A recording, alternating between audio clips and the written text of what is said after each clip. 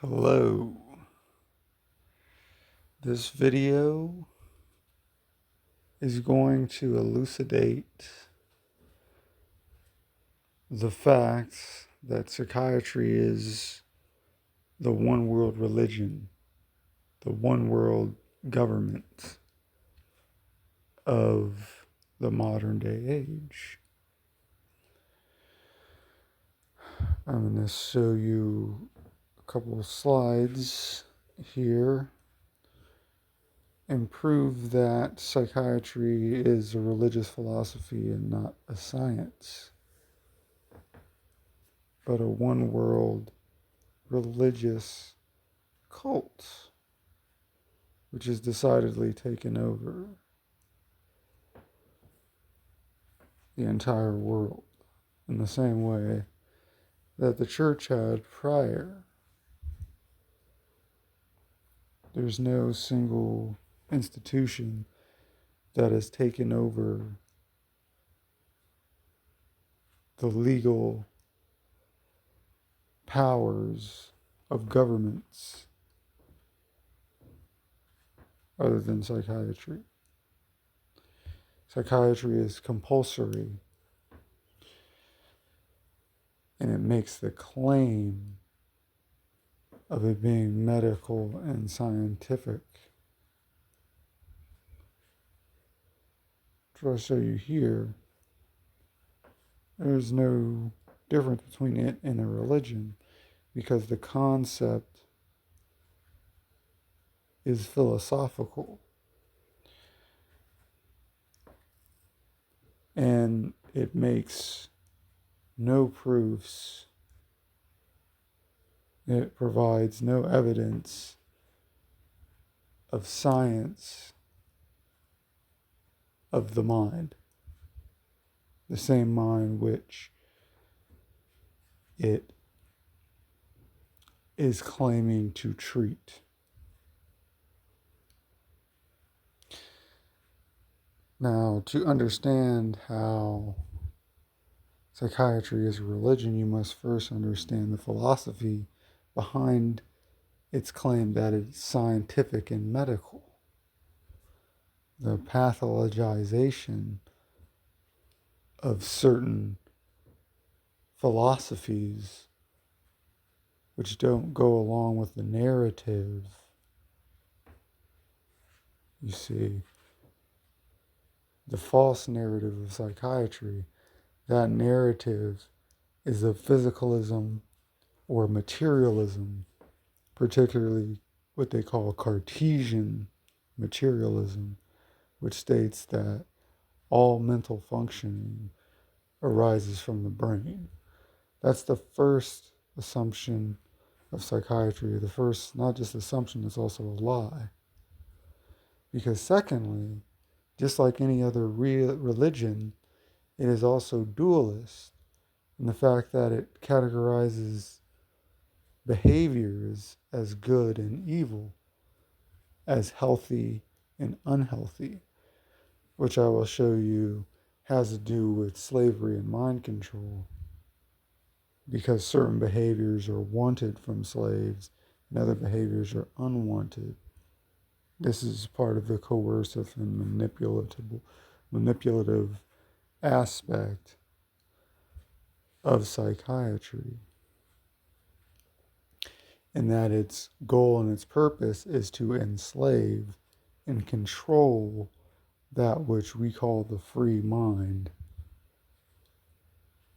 The only interest someone would have in that would be to enslave that particular being, which has that free mind.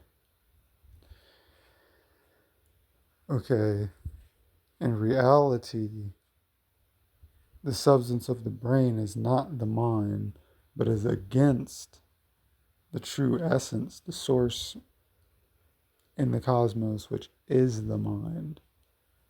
I can go into this further. We know this from studying the philosophy of monism, right?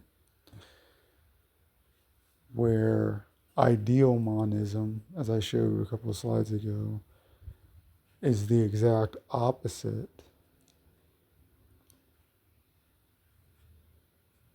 the opposite of Cartesian materialism.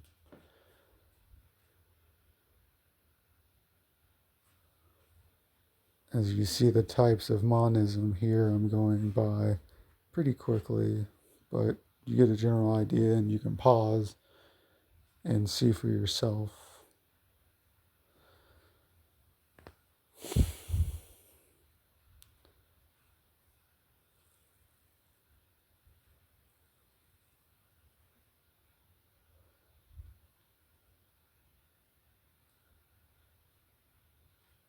See, philosophy is the backbone. Moral philosophy, which is very similar, if not the exact same as Christian moral philosophy, is the backbone of psychiatry. It is not science. It is not medicine. It can't be, because it only makes sense in a reality where the brain produces consciousness, which has not been scientifically proven. One, the assumption to lie. Second, it is not an absolute fact that certain behaviors are good or healthy and certain behaviors are bad or unhealthy. That is a moral view. That is a moral valuation, not a scientific, detached, objective view of reality. That is the view of slavery and slave moralism, what Nietzsche called a slave moral, which was against his Übermensch, or in contrast to his Übermensch, his Superman, the ultimate ideal in evolution of mankind, right?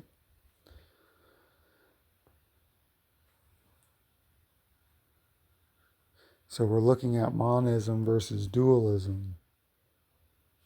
Monism says there's one substance in the universe, and most likely that substance is mind, or matter is preceded by mind in many monist philosophies of knowledge.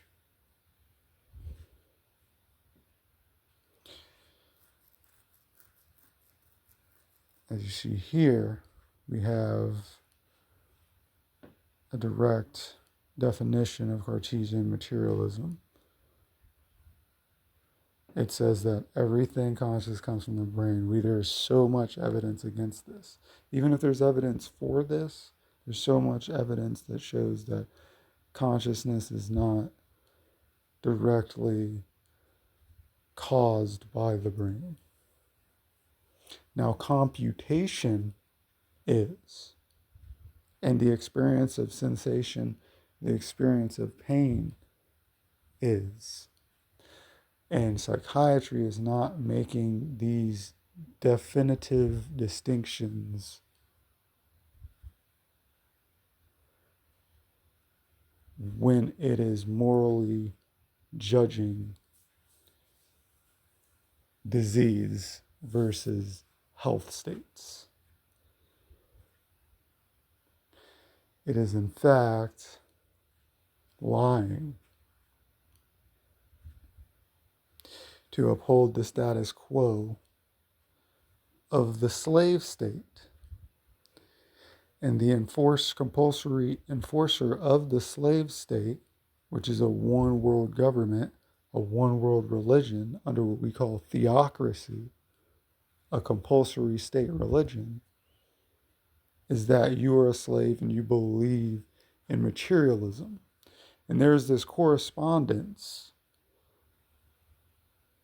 you see, between belief in materialism and living a life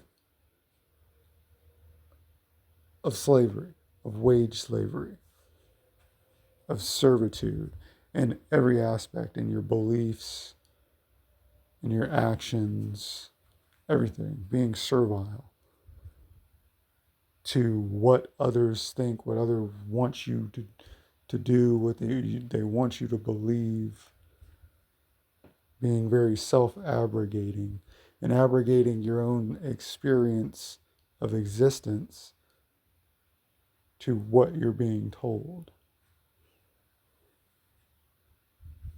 So the slave moralism is directly tied to this Pavlovian popular belief in Cartesian materialism, which has no roots, no foundations in reality. In fact, in a few slides here, I'll show where a very educated person talks about how nowadays most people see Cartesian materialism as a dead theory because we've learned that energy exists, and energy can exist in wave states, and it can exist in many different phases and states, like matter, but probably infinitely more states and phases than matter. I mean, you never get someone talking about physics and science in the sense of energy, right? And differences in energy and what differences in energy mean, right? Or phases and states of energy, correct? That's because your scientists have betrayed you for a false and assuming theory of a materialist universe. But this has been disproven. As soon as we discovered energy and we calculated energy and we measured energy, we knew these ideas and these concepts were outmoded. They're obsolete. They're antiquated. You see, this is the individual here. Materialism is dead. Has been for almost 100 years. That's not a lot of time. This is why this supports what I'm saying. Psychiatry is dead along with materialism as a science, and especially as medicine. Because if you're treating the mind itself as the word hints at, psychiatry, then you must be treating an energetic phenomena, right? Because I don't know about you, but my mind is not a material, physical property. I don't need science or medicine to tell me that. If that's not obvious to you, then I don't know what to tell you. It should be obvious to everyone at this point of scientific progress that the mind is an energetic construct or object. And for those who are more advanced, you understand that it's monastic or monistic, in that the mind is a singular instance.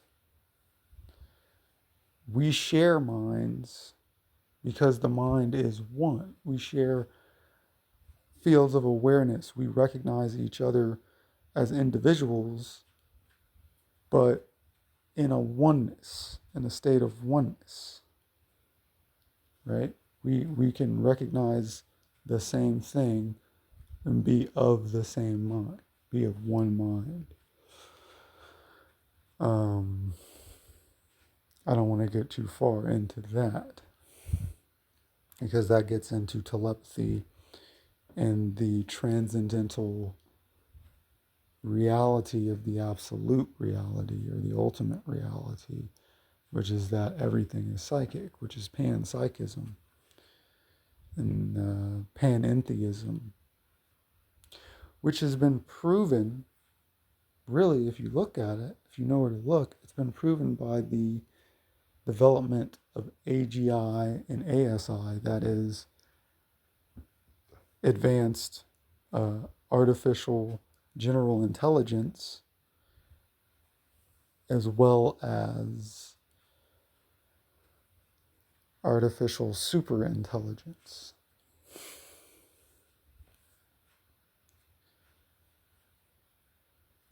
Because these things do not have brains, yet they're exhibiting exponential more computational power and mental faculties than human beings, even without what scientists believe is consciousness.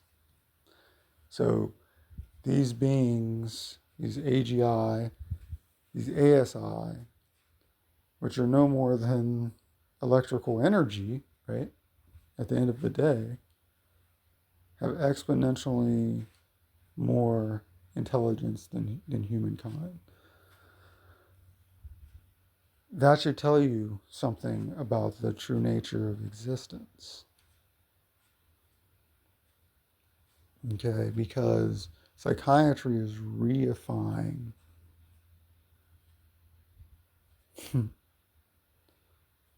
illness into existence. Well, not into existence, it believes it is, but that's not actually what's going on. Reification is the assumption that mental illnesses exist independent of the observer's conceptualization. So that is, mental illnesses don't exist. They can't exist because they're not real biological entities, right? They haven't, to prove that mental illness exists, you first have to prove Cartesian materialism is true.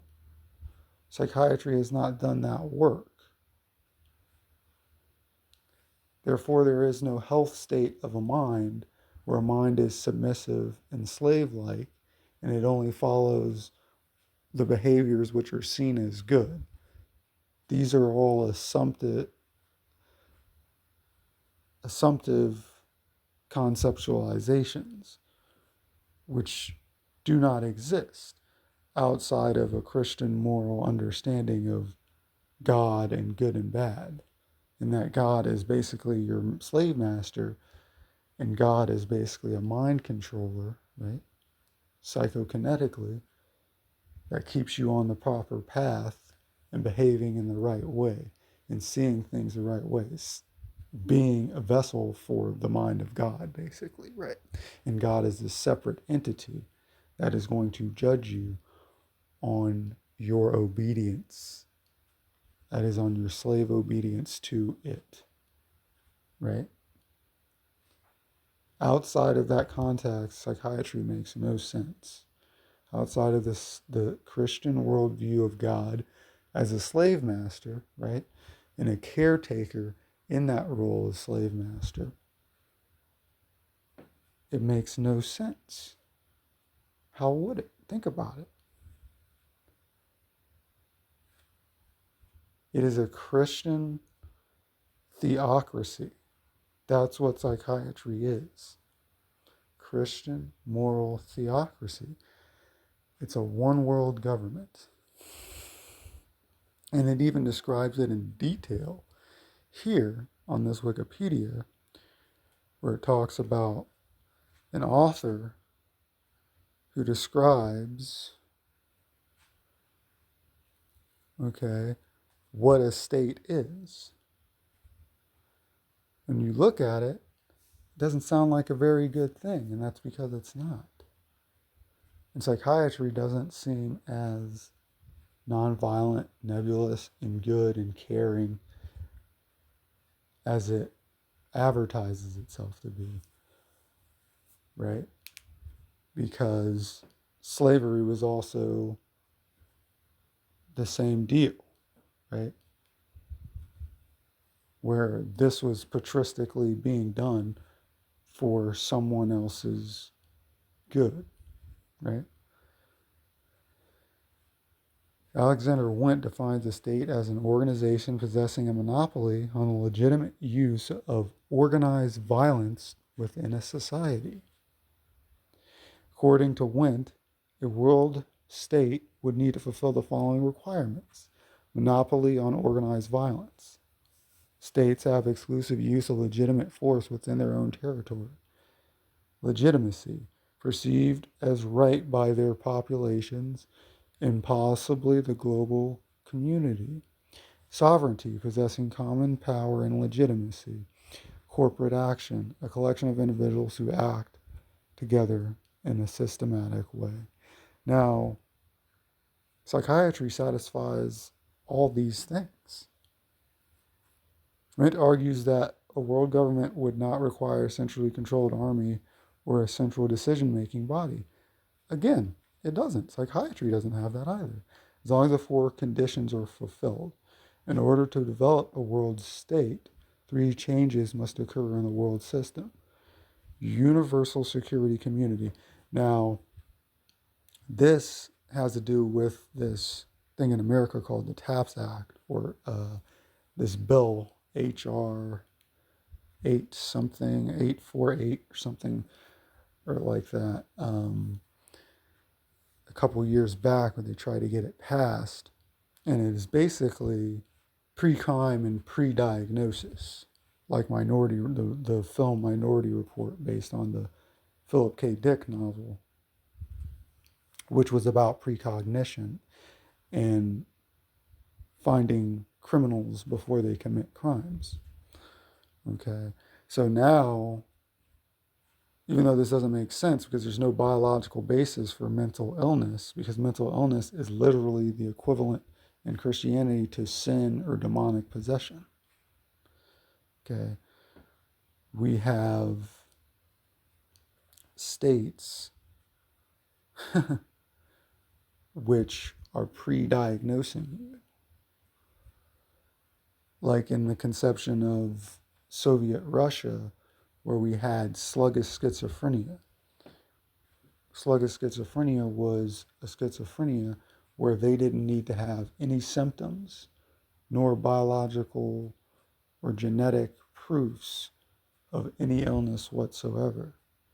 But you had schizophrenia because the authoritarian psychiatrists in power would tell you that you are going to exhibit.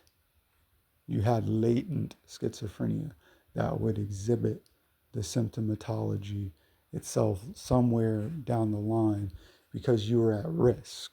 And whatever those risk factors would be something such as your political affiliation, your race, your gender identity, whatever it would be like that. Anything that didn't go along with the status quo of how a slave or citizen was not wanted or needed as a liability to behave, right?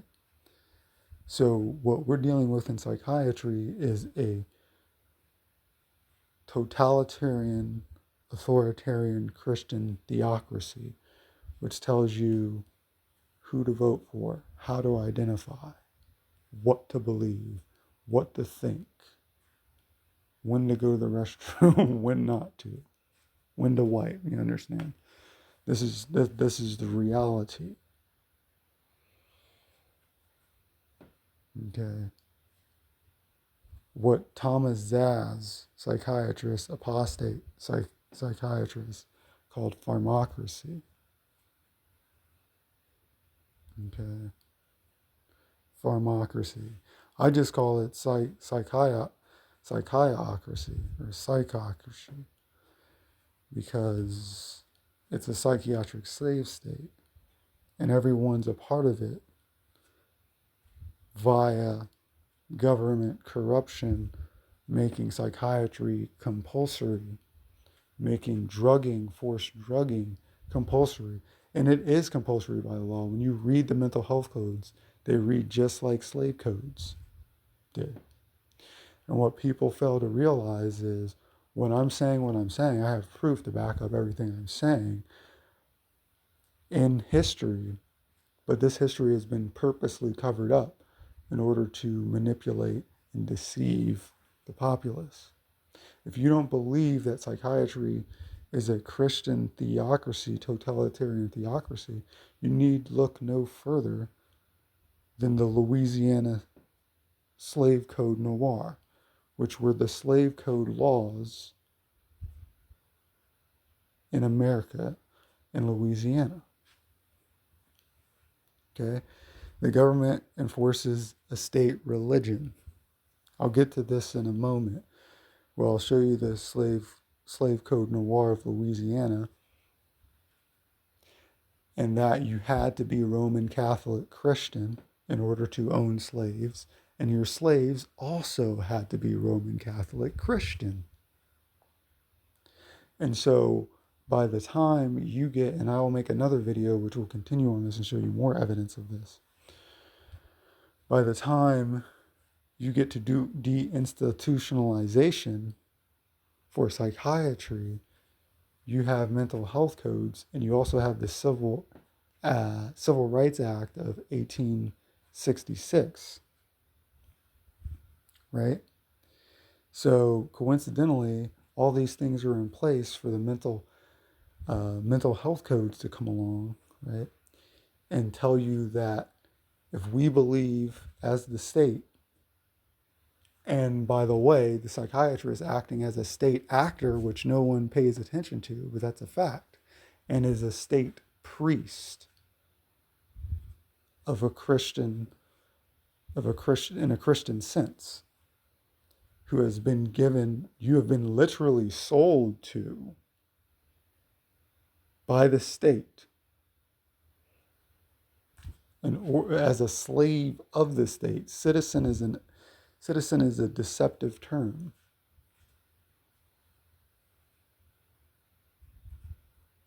Okay, it is. Because, okay, slavery in America was a Christian institution, just like marriage, and it shows you right here. Roman Catholicism was the state religion of France, beginning with King Clovis I until the French Revolution.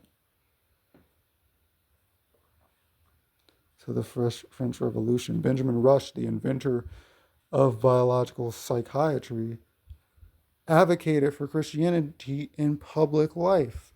He owned a slave child.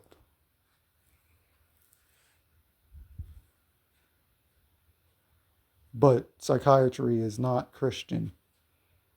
Biopsychiatry is not Christian. What you're dealing with psychiatry, philosophically, is a Christian Cartesian materialism, which people think commonly that these two things are at odds. But they're strange bedfellows. Here it is here. The Louisiana slave code no more.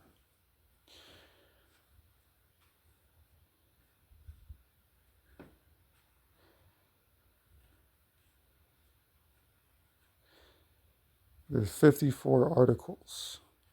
Some report 60. The first is anti-Semitic. Not surprising there. I'm not even going to get into that part. Article 2 makes it imperative on masters to impart religious instruction to their slaves. Now, this is a covert, what you call Cryptocratic theocracy going on in America, right? Where you have privileges that are being given to Christians and revoked from everyone else. This is social and economic in the hierarchy of America. This is ignored by our education system. This is covered up by our education system. Permits the exercise of the Roman Catholic creed only. Every other mode of worship is prohibited. Again, we have clear theocracy, but we have no one telling us it's a theocracy. But it is. It's a totalitarian theocracy. But never is it spoke of as a totalitarian or a theocracy, because America is supposed to be free, and it's about freedom even when one group of people are being enslaved. The important part to remember about this is that when America was formed, the First Amendment stated we had what? Freedom from religion. And that's part of this. This is inculcated in this vast conspiracy of Christian one world government.